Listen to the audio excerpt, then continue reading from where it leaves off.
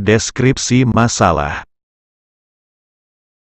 Ada seorang penjual bakso keliling, sebut saja namanya Pak Wawan, nama samaran, dengan penghasilan kotor dari jualan baksonya setiap hari sekitar Rp600.000 tiap harinya, dan dia mempunyai 2 orang anak yang masih sekolah.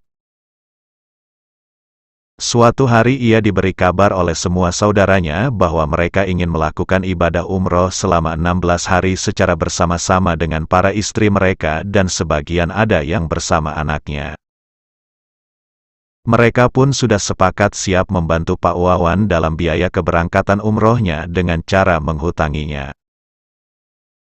Akhirnya Pak Wawan memberanikan diri untuk bertanya kepada salah satu saudaranya masalah jumlah total biaya keberangkatan umroh bersama istrinya.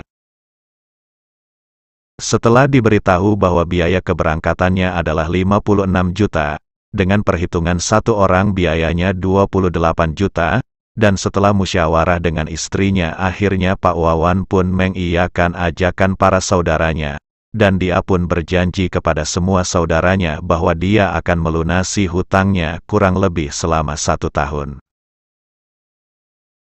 Hal ini berdasarkan pemikiran dan asumsi Pak Wawan bahwa dia punya penghasilan kotor 600.000. Setelah terpotong biaya operasional pembuatan bakso, maka ada sisa alias laba 300.000. Sementara 58 juta dibagi 360 hari, maka hanya 155.000. Pertanyaan 1. Apakah orang yang seperti Pak Wawan sebagaimana deskripsi di atas dikategorikan orang yang sudah mampu, yakni istitoah? 2. Apa hukumnya melaksanakan umroh dengan cara berhutang? Jawaban. 1. Orang seperti Pak Wawan sebagaimana deskripsi di atas dikategorikan orang yang sudah mampu atau sudah istitoah, karena dia punya kemampuan untuk melunasi hutangnya, meskipun berangkat dari hukum awal bahwa tidak wajib berhutang untuk bisa melaksanakan ibadah haji atau umroh. 2.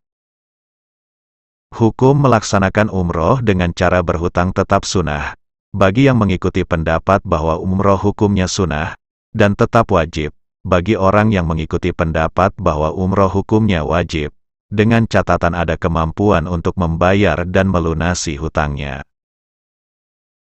Jadi, jika dia tidak ada kemampuan untuk membayar dan melunasi hutang-hutangnya, maka tidak sunnah dan tidak wajib untuk melakukan umroh dengan cara berhutang. Referensi: Al-Majmu' Syarhul Muhadzab, Juz 7 halaman 69 dan 76. لأنه إذا لم يجب عليه بسبب دين عليه فعدم وجوب الاستدانة أولى والله أعلم. Karena sesungguhnya manakala haji tidak wajib bagi seseorang karena mempunyai kewajiban membayar hutang, maka tidak adanya kewajiban mencari hutang untuk bisa melaksanakan haji, itu lebih utama. وقد قدمنا أنه لا يجب عليه استقراض مال يحج به بلا خلاف. Sungguh telah aku sampaikan di awal bahwasanya tidak wajib bagi seseorang untuk mencari hutang harta yang akan dibuat berhaji, dengan tanpa ada perbedaan pendapat. Mawahibul Jalil Syarhu Mukhtasaril Qalil, Juz 3 halaman 468. من لا يمكنه الوصول إلى مكة إلا بأن يستدين مالا في ذمته ولا جهة وفاء له، فإن الحج لا يجب عليه لعدم استطاعته، وهذا متفق عليه. وأما من له جهة وفاء فهو مستطيع إذا كان في تلك الجهة ما يمكنه به الوصول إلى مكة. Barang siapa yang tidak mungkin bisa sampai ke Makkah kecuali dengan berhutang dan ia tidak memiliki kemampuan untuk membayarnya, maka ia tidak wajib haji karena ketidakmampuannya. Ini adalah pandangan yang disepakati para ulama.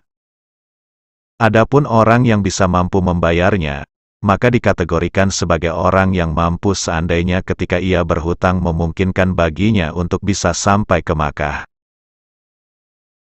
Daru Ifta, Al-Misriyah, Nomor Fatwa, 14.626. السؤال: هل يجوز الاقتراض من أجل الحج؟ الجواب: لا يجب على المكلف الاقتراض للحج باتفاق الفقهاء، إلى أن قال: ومذهب الشافعية أنه إن كان للمقترض وفاء به ورضي المقرض فلا بأس بالاقتراض.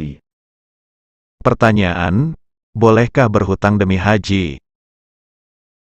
Jawaban, tidak wajib bagi seorang mukallaf berhutang untuk haji. Sampai pernyataan dan mazhab Syafi'iyah berpendapat bahwasanya jika penerima hutang ada kemampuan membayar hutangnya dan ada kerelaan bagi pemberi hutang, maka tidak apa-apa dengan berhutang. Wallahu a'lam bis-shawab.